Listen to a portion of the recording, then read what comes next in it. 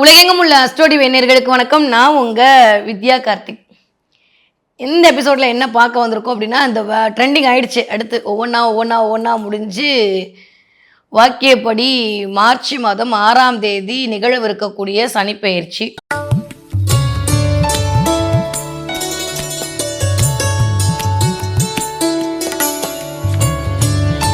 மீனராசினியர்களுக்கு எப்படி இருக்க போகுது உங்களுக்கே தெரியும். நான் என்னத்தை சொல்லிட்டு எங்கே செல்லும் இந்த பாதை அப்படி இருக்க போதா? இல்லை, சூப்பரான பாதையாக இருக்கும். அதாவது சிம்ம ராசிக்காரங்களுக்கும் மீனராசிக்காரங்களுக்கும் நான் சனியா எனக்குன்னு ஒரு பவர் இருக்குது தெரியுமா, அதுவே இல்லாத மாதிரி நான் வச்சுருக்கீங்களேன்னு சொல்கிற அளவுக்கு சனியே கொஞ்சம் டென்ஷனாகி உட்காந்துருக்காராம்மா. ஏன்னா ராசிநாதன் கேந்திர மாரி ஒரு மாதிரி பண்ணுறாரு. அப்புறம் திரும்ப 5ஆம் இடத்துக்கு வந்து அமர போகிறார். 5ஆம் இடத்துல அமர்ந்து டைரெக்டாக 9ஆம் பார்வையாக உங்களைத்தான் பார்க்க போகிறார். ராசிநாதனுடைய பிடியில் இருக்கும்போது வேறு என்ன வேணும் சொல்லுங்கள்? சனியாவது குரு இதாவது அட போய என் பிள்ளைய நீ எப்படி ஏதாவது பண்ணலாமா, பண்ணுவியான்னு தலைக்கு மேலேயே ஒரு 4 போடுவார் குரு. அதனால் சனி ஒன்றும் பெருசாலாம் இம்பேக்ட் பண்ண மாட்டார். ஸோ மீனராசிக்காரங்களை பொறுத்த வரைக்கும் இந்த தடவை சனி உங்களுக்கு நல்லவையெல்லாம் கொடுக்கக்கூடிய காலகட்டமாகத்தான் இருக்கு. ஆனால் சனின்னு ஒரு இது இருக்குல்ல, அப்படி விட்டுற முடியுமா? கிட்டத்தட்ட 1ஆம் இடத்துல உட்கார்ந்து 3, 7, 10ஆம் இடத்திற்கு பார்வையை கொடுக்க போகிறார். ஸோ மீனராசிக்காரங்களை பொறுத்த வரைக்கும் கிட்டத்தட்ட 3, 7, 10ஆம் இடங்களை சனி தன்னுடைய கண்ட்ரோலுக்குள்ளே கொண்டு வர போகிறார். ஸோ முயற்சி எல்லாம் அப்படி நிற்க போதா, இல்லை எனக்கும் என் ஒய்ஃபுக்கும் ஏதாவது பிரச்சனை வரப்போதா, இல்லை சமூகத்துக்கும் எனக்கு ஏதாவது வரப்போதா, பார்ட்னருக்குள்ளே ப்ராப்ளம் வரப்போதா, திரும்ப 10ஆம் இடம்னா லாபமே வராதா, வேலை நடக்காதா, தொழில் பறிபுரியுமா, நெகட்டிவாகவே கேட்காதீங்க. மீனராசிக்காரங்க வாயிலேருந்து வரவே வராதுல்ல, எதுக்கு இப்போ இப்படிலாம் கேட்குறீங்க? எப்பயுமே நல்லவங்க தான் நீங்கள். எல்லாம் கடவுள் சித்தம், எல்லாம் இறைவன் சித்தம்னு போயிட்டு போகிற ஆட்களே இப்படி தடுமாறினா மற்றவங்களாம் என்ன பண்ணுறது? மீனராசிக்காரங்களை பொறுத்த வரைக்கும் எந்த ஒரு வருஷம் ஜாலியோ ஜில்கான தான். எந்த சனியாவது, எந்த ராகுவது, எந்த கேதுவது, எதுவும் ஒன்றும் பண்ணாது. தலைவர் இருக்கார். அதுவும் அவருடைய 9ஆம் பார்வையான பாக்கிய பார்வை இருக்கிறது. உங்களை தான் பார்ப்பேன் அடம்பிடிச்சி பார்க்குறாரு. இன்னொன்று வேற, அங்கே இருக்கக்கூடிய 10ஆம் வீட்டுக்கு பார்வையை இப்போ கொடுத்துட்ருக்காரு. வேறு என்ன வேணும்? சூப்பராக இருக்க போகிறீங்க. டென்ஷனே ஆகாதீங்க. கொஞ்சம் டென்ஷன் அதிகமாகுதோ, திடீர்னு டென்ஷன் ஆகும், ஆன்சைட்டி ஆகும், டிப்ரெஷன் ஆகும், ஏண்டா வாழ்கிறோன்ற மாதிரியான சினாரியோ கிரியேட் ஆகும். இருக்கிற வேலையை விட்டு வேறு வேலைக்கு எஸ்கேப் ஆகலாம்னு தோணும். உட்காந்த இடத்துல எப்படி காசு சம்பாதிக்கிறதுன்னு யோசிக்க தோணும். வரவே வராது நம்மளுக்கு, இருந்தாலும் எதாவது ஹேக் பண்ணலாமான்லாம் தோணும். ட்ரை பண்ணுவோம். திடீர்னு புதுசாக நெட்டில் சர்ச் பண்ணி பார்ப்போம். இதெல்லாம் உங்கள் தப்பு இல்லை.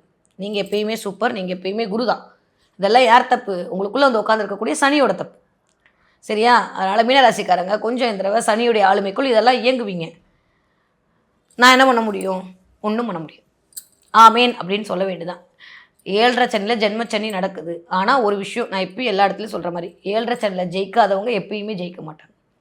ஜெயிச்ச எல்லாரும் இசிக்குவல் டு சினாரி எடுத்து பாருங்கள். என்னென்னமோ எடுத்து பார்க்குறீங்களா, இதை எடுத்து பாருங்கள். ஜெயிச்ச எல்லாருமே 7.5 சனியில் ஜெயிச்சவங்களா தான் இருப்பாங்க. ஒன்றுமே இல்லைன்னு சொன்ன ஃபோர்டு கம்பெனி தான் 7.5 சனியில் ஜெயிச்சது. ஒன்றுமே இல்லைன்னு சொன்னால் நம்ம விஜய் சேதுபதி தான் 7.5 சனியில் ஜெயிச்சார். முடியவே முடியாதுன்னு சொல்கிற விஷயத்த முடிச்சு காட்டுறது தான் இந்த 7.5 சனி. உங்களை நீங்கள் யாருன்னு உங்களை அடையாளப்படுத்தக்கூடிய தன்மையும் வல்லமையும் சனி உங்களுக்கு கொடுக்க போகிறார். அதுவும் சுபத்துவமாகி கொடுக்க போகிறார். வேறு என்ன வேணும்? மீனராசிக்காரர்களுக்கு சூப்பராக இருக்க போது. யார் என்ன சொன்னாலும் கவலையே படாதீங்க. நீங்களே போட்டு உங்களை குழப்பிக்காதீங்க. மனமது செம்மையானால் மந்திரம் தேவையில்லைன்னு படிக்கிற ஆட்கள் தான் நீங்கள். கொஞ்சம் நீங்கள் மனசை அலைப்பாய விடாமல் வச்சுக்கிட்டிங்கன்னா போதும்.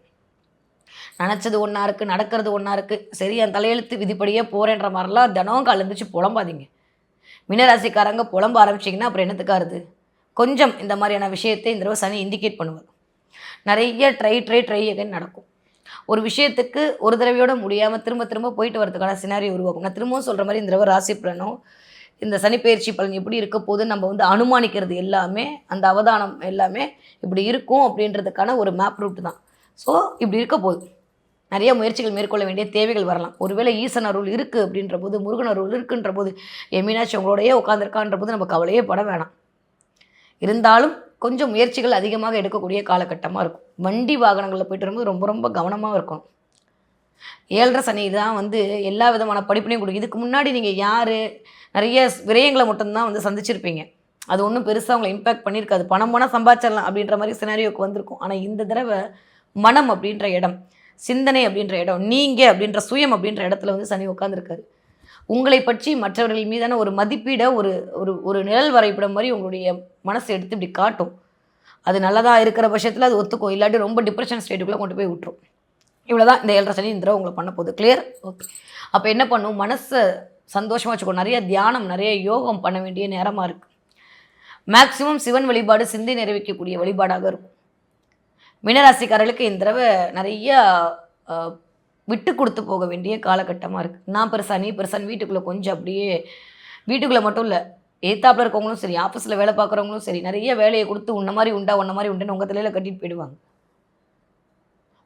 தொழில் ஸ்தானத்தில் கொஞ்சம் கவனமாக இருக்கணும். எனக்கு அது வேலையே பிடிக்கல, ரொம்ப கஷ்டப்பட்டு வேலை பார்க்குற, விட்டுட்டு ஓடிடலாமா அப்படின்ற மாதிரியான சில சினாரியோ உருவாகும். நண்பர்களை தயவு செஞ்சு கையில் வேலை இருந்தால் மட்டும் விட்டுட்டு வாங்க, இல்லாட்டி விடாதீங்க. தேவையில்லாத பிரச்சனையில் மாட்டிப்பீங்க. அப்புறம் திரும்ப ஏழ்ற தன்னோட வேலையை காட்டும். அதனால கொஞ்சம் அட்ஜஸ்ட் பண்ணிவிட்டு கொஞ்சம் அமைதியாக போயிட்டீங்கன்னா எல்லாம் சரியாக போச்சு. அவ்வளோதான். நம்ம இப்போ இருக்கிற மாதிரியே 3 மணி நேரத்துக்கு அப்புறம் இருப்போமா? இல்லை, பிளானட் மட்டும் அப்படியே இருந்துற போகுது. ஒரு வருஷம் இருந்து உங்களை பார்த்துட்டு போயிடும். 2026 மீன ராசிக்கு சனீஸ்வர பகவான் ஜென்ம சனியாக வர்றாரு. 2026க்கு முன்ன வரைக்கும் ராசிக்கு 12வது வீட்டில் சனீஸ்வர பகவான் ராகுவோடைய இருக்கார். மீன ராசியில் இருக்கிறவங்க பார்த்தீங்கன்னா மருத்துவ சம்பந்தப்பட்ட ஒரு படிப்பு படிக்கக்கூடிய தருணத்தில் இருப்பீங்க. வண்டி வாகனங்கள் ஓட்டக்கூடிய ஒரு தருணத்தில் இருப்பீங்க. கலைத்துறையில் பிரகாசிக்கக்கூடிய ஒரு தருணத்தில் இருக்கக்கூடிய அமைப்புகள் நிறையாவே இந்த ராசிக்காரர்களுக்கு உண்டு. கர்ம பலனை அனுபவிக்கணும்னு பிறந்தவங்க நீங்கள் தான். கஷ்டப்பட்டு கருமாயப்பட்டு இஷ்டப்பட்டு படித்த ஒரு படிப்புக்கு உண்டான வேலை தேடி அலையக்கூடிய தருணங்களும் உண்டு. ஏன் உங்களுடைய முயற்சிகளுக்கு உங்கள் தாய் தகப்பன் உங்களுக்கு நிறைய செய்யக்கூடிய அமைப்பு உண்டு. காசு பணம் பொதுவாகவே மீன ராசியில் இருந்துட்டாலே நீங்கள் இளைய பெண்ணாக இருக்கணும், இல்லை இளைய ஆணாக இருக்கணும். மூத்தவராக இருக்கிறது கொஞ்சம் கஷ்டம். தாய் தகப்பன் உங்கள் மேலே தான் முழுமையான கண்காணிப்பையே ஏற்படுத்துவாங்க. நீங்கள் கடன் வாங்கினாலும் அந்த கடனை அடைக்கிறதுக்கு சொத்து பத்தை வித்தாவது உங்களை கரையேற்றக்கூடிய தருணத்தில் உங்கள் தாய் தகப்பன் இருப்பாங்க. ஆனால் ஆணா பிறந்தா சுகபோகி, லாபடிக்கலாம், வாதம் விவாதம் பண்ணலாம், அரசியல் பிரவேசம் பண்ணலாம், ஆன்மீக தோரணையில் இருக்கலாம். இப்படித்தான் உங்கள் காசு பணத்தை நிறைய விரயம் பண்ணக்கூடிய தருணமும் உண்டு. இந்த மீன ராசியில் உள்ள பெண்கள் பார்த்தீங்கன்னா ஏமாற்றம் அடைவீங்க. படிச்சுக்கிட்டு இருக்கும் போதே டீனேஜ்லேயோ ஒரு 25 இயர்ஸுக்குள்ளேயே ஏமாற்றம் வரக்கூடிய தருணங்களும் உண்டு. கவனமாக இருக்கணும். ஆனால் உங்களுக்கு கல்யாணம்னு ஒன்று நடந்துருச்சுன்னா, மீன ராசியில் ஆண்கள் இருந்தீங்கன்னா உங்கள் மனைவி வீட்டு வழியில் தான் உங்களுக்கு தொந்தரவுகள் பண்ணுவாங்க. மீன ராசியில் பெண்கள் இருந்தால் உங்கள் கணவன் வீட்டு வழியில் தான் உங்களுக்கு தொந்தரவு பண்ணுவாங்க. ஏன்னா நீங்கள் ஒரு சித்தர் ஜாதகம், பெண்ணாக பிறந்தால் கன்னியாஸ்திரி ஜாதகம். கால தாமதமான திருமணங்கள் நடக்கக்கூடிய தருணங்களும் உங்களுக்கு உண்டு. ஆனால் இப்போ ஜென்மத்தில் சனி பகவான் வந்திருக்கிறனால சுப காரியங்கள் நடக்க போகுது. ₹1,00,000 கடன் வாங்கட்டும், கடன் இருக்கட்டும், 1 கோடி கூட கடன் இருக்கட்டும், அந்த கடனை அடைக்கிறதுக்கு யாராவது எவராவது இல்லை நீங்கள் செய்கிற தொழிலில் ஒரு மேன்மை அடைஞ்சு அந்த கடன் அடையக்கூடிய தருணம் உங்களுக்கு வரப்போகுது. ஜாக்பாட்னு சொல்லப்போனால் மீன ராசிக்கு தான். ஜென்மத்தில் சனி பகவான் உங்கள் இன்னல் எல்லாத்தையும் போக்க போகிறாரு, பயப்பட வேண்டாம். ஜென்மத்தில் சனி பகவான் குருவுடைய வீட்டில், மீன ராசிக்கு அதிபதி குரு பகவான் வீட்டில் இருக்கிறனால நீங்கள் நீதிமானாத்தான் இருக்கணும். மீன ராசியில் உள்ள ஆண்கள் தெரிஞ்சோ தெரியாமையோ தப்பி தவறி கூட தன்னுடைய மனைவி இருக்க மாற்றான் மனைவி மேல ஆசை பாசங்கள் ஒரு கேர் வச்சிங்கன்னா, மனைவியோடைய சாபத்துக்கு ஆள்பட்டீங்கன்னா உங்களுக்கு நோய் நொம்பல வரக்கூடிய வருஷம் இந்த 2026. இதே போலத்தான் மீன ராசி பெண்களுக்கும் இதே நிலைமை தான். வாழ்க்கையை ரசித்து ருசித்து வாழ கல்யாணம் ஆன தம்பதிகள் கணவன் மனைவியோடைய ஒற்றுடந்து தாம் பிள்ளைக்குட்டிங்களோட அனுசரணையோட வாழ்ந்தீங்கன்னா ஜென்ம சனி உங்களை உச்ச நிலைமைக்கு கொண்டு போகும். BMW கார் வாங்கலாம், பெரிய வீடு வாங்கலாம், காசு பணத்தில் மிதக்கலாம். சனீஸ்வர பகவான் கொடுக்கிற தெய்வம், பறிக்கிறவர் கிடையாது. இதுதான் உங்களுக்கு தருணம். அரசியல் சார்ந்த அரசியல் தொடர்புடைய ஒரு வேலைகளும் அமையக்கூடிய நேரமும் இந்த வருஷம்தான் உண்டு. ஜென்மத்தில் சனி பகவான் வந்தாவே உச்ச நிலைமை தாங்க. சூப்பராக வாழ போகிறீங்க. உங்கள் கஷ்டம் எல்லாமே விலக போகுது. ஆனால் சிறு வயசில் தெரிஞ்சோ தெரியாமையோ தாய் தகப்பனுக்கு பேச்சு கேட்காம கல்யாணம் பண்ணவங்களுக்கு ஆகாது. கவனமாக இருக்கணும் மீன ராசிக்காரங்க. எல்லாம் நிறைவாக அமையட்டும். விரயங்கள் நடக்கும். அந்த விரயத்துக்கு தேவையான வருமானங்கள் உங்களுக்கு வந்துக்கிட்டே தான் இருக்கும் அப்படின்ட்டு தான் சொல்லணும். அதுபோக சனி உழைப்பை குறிக்கக்கூடியவரும் அவர் தான், கர்ம காரகன். ஸோ அப்படின்போது இனிமேல் இது நாள் வரைக்கும் வேலை இல்லாமல் இருந்தீங்க, ஒரு வேலையை விட்டுட்டு இன்னொரு வேலைக்கு தேடிட்டு இருந்தீங்க அப்படின்னா நீங்கள் எதிர்பார்த்த மாதிரி நல்ல கண்டிப்பான முறையில் வேலைக்கு போக வேண்டிய கட்டாயம் வந்துருச்சு. நீங்கள் தவிர்த்தாலும் முடியாது.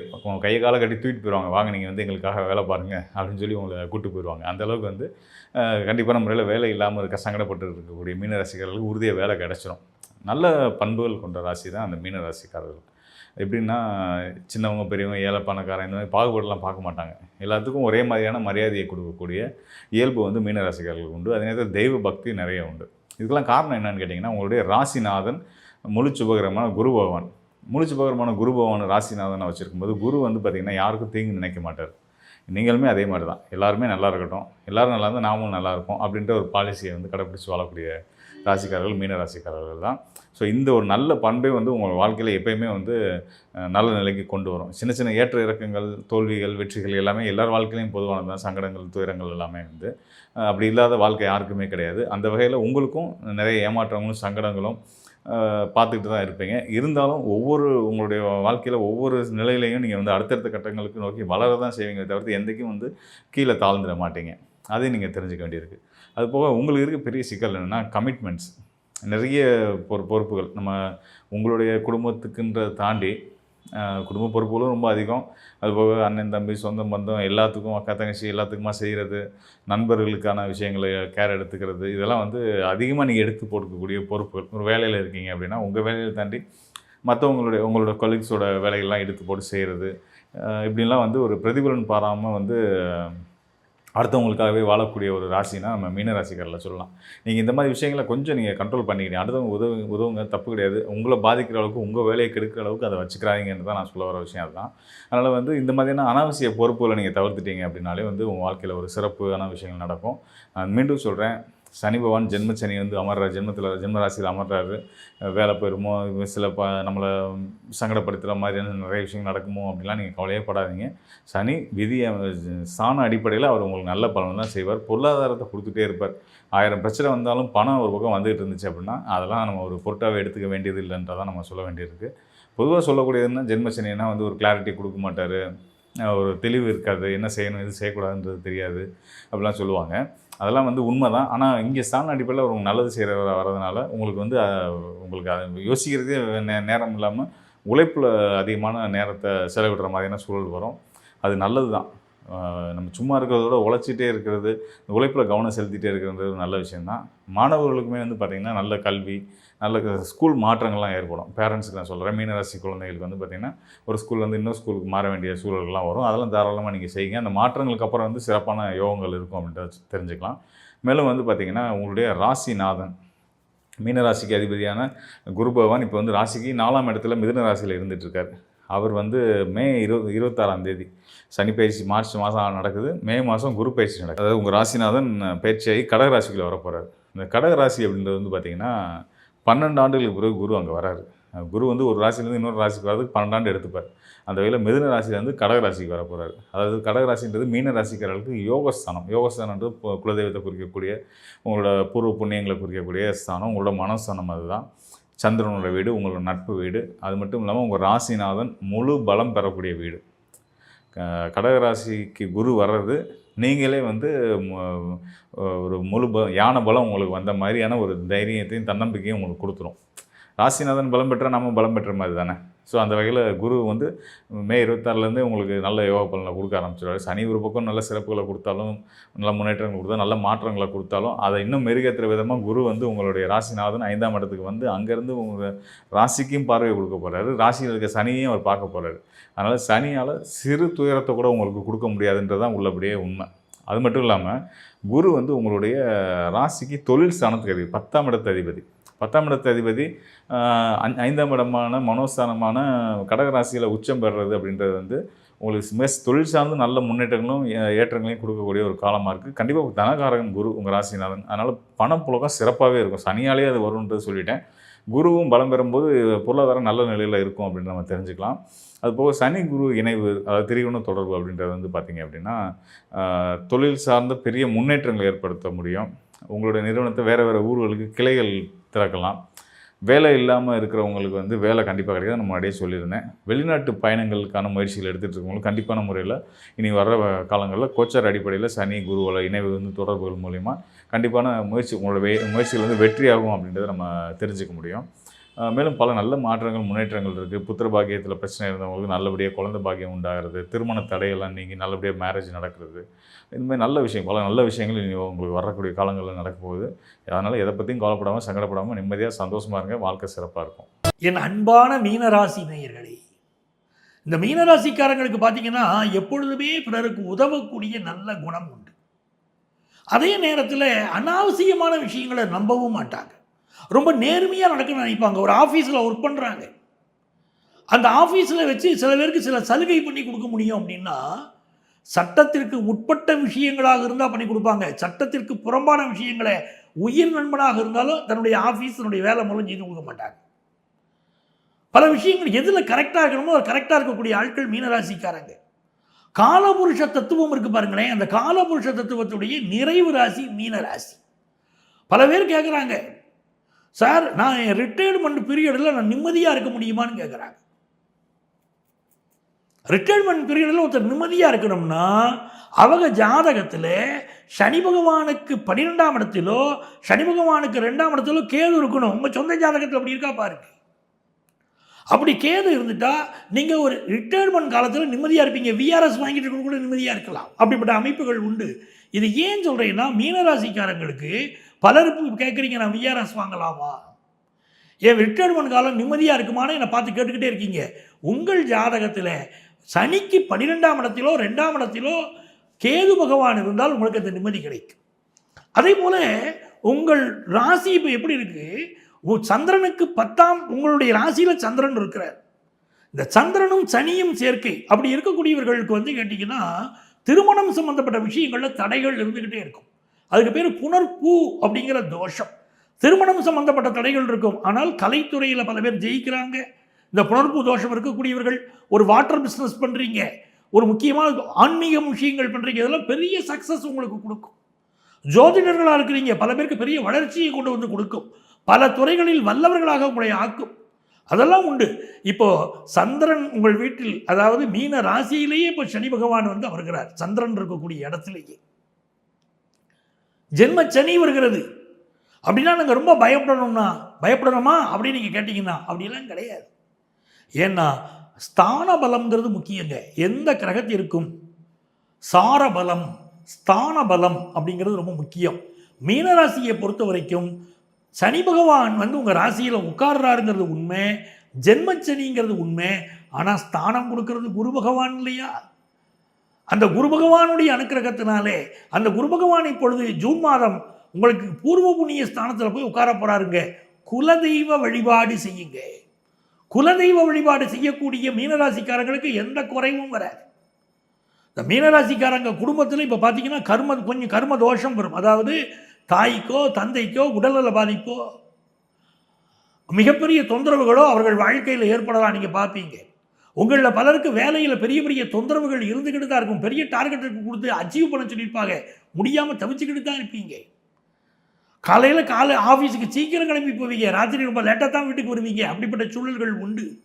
வெளிநாட்டில் வாழக்கூடியவர்கள் ஒரு நாட்டை விட்டு இன்னொரு நாட்டுக்கு வேலை மாறக்கூடிய அமைப்பு இந்த சனி பிடித்தவுடன் அப்படி ஒரு அமைப்பு உங்களுக்கு உண்டு. பெரிய இடமாற்றமோ ஒரு வேலை மாற்றமோ உங்களுக்கு ஏற்படக்கூடிய அமைப்பு இருந்துக்கிட்டு தாங்க இருக்குது.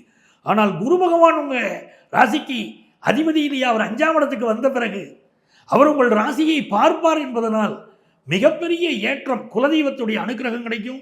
ரொம்ப நாளாக கல்யாணம் ஆகாதவர்களுக்கு கல்யாணம் ஆகும், கல்யாணமாகி குழந்தை பாக்கியம் இல்லாதவர்களுக்கு குழந்தை பாக்கியம் கிடைக்கும்.